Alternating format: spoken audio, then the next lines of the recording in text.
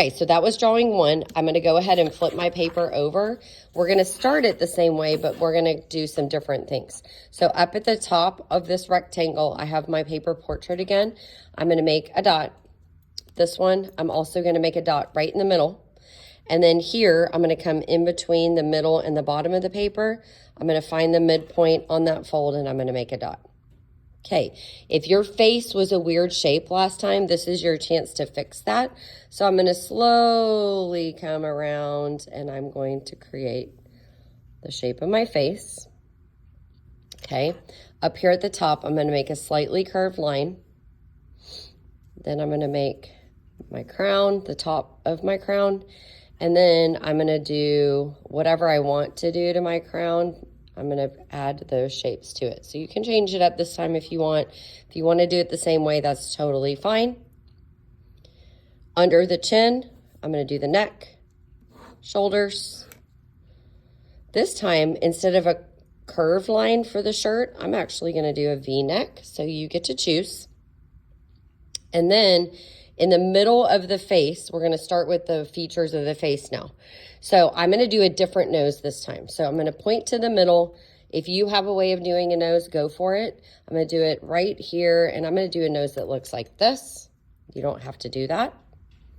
In between the nose and the chin, I'm going to make a curved line. Now this time, I'm going to actually do lips. So if you don't want to do lips, you do not have to do lips. But that line in the middle, that's going to be my line in the middle. And then I'm going to use my fingers to figure out where my eyes should go. I'm going to put my eyes right here. I'm going to do the same eyes I did last time. Again, if you have a way of doing eyes, you do eyes the way you want to do them. And then I'm going to do eyelashes. And then last time I did eyebrows with just a line.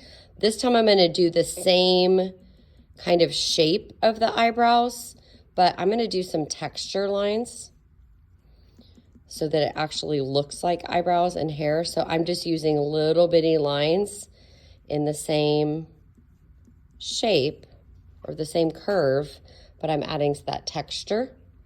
And then I'm going to add the ears on the side of my head. Okay, now here's the tricky part, right?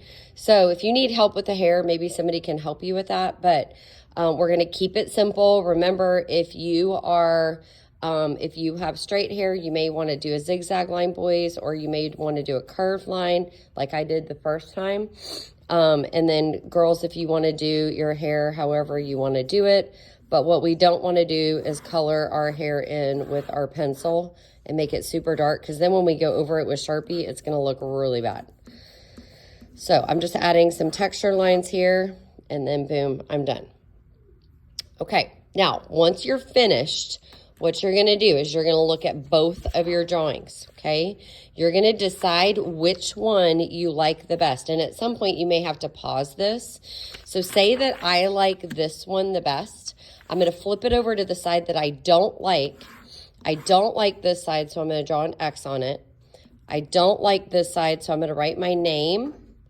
And then I don't like this side, so I'm going to write my code, okay? Which means Sharpie should not touch this side, okay? Now, the side that does not have Sharpie, this is the side that I'm choosing to do. I'm going to go over every single line with Sharpie, but I'm putting brand new Sharpies in the Sharpie bucket for this project. Your challenge is to not have to erase one single pencil mark. So what that means is you should be going over every single line that you made with Sharpie very, very slowly and carefully so that you don't have to erase. Now, is somebody going to have to erase some things? Yes, that's of course going to happen, but you want to try to not erase. Do you remember those circles that we added here that we started with? When you get to these circles, I don't want you to color them in. I want you just to follow. Pretend like those circles are not there, because you are going to have to erase those, okay? Those were the dots where we connected for the face. We don't want to make big giant dots on our drawing. That would be kind of weird. So you're going to go over every single line with Sharpie When you're done, erase any pencil marks that are left, and then you're going to turn in your paper and you get a little bit of free time.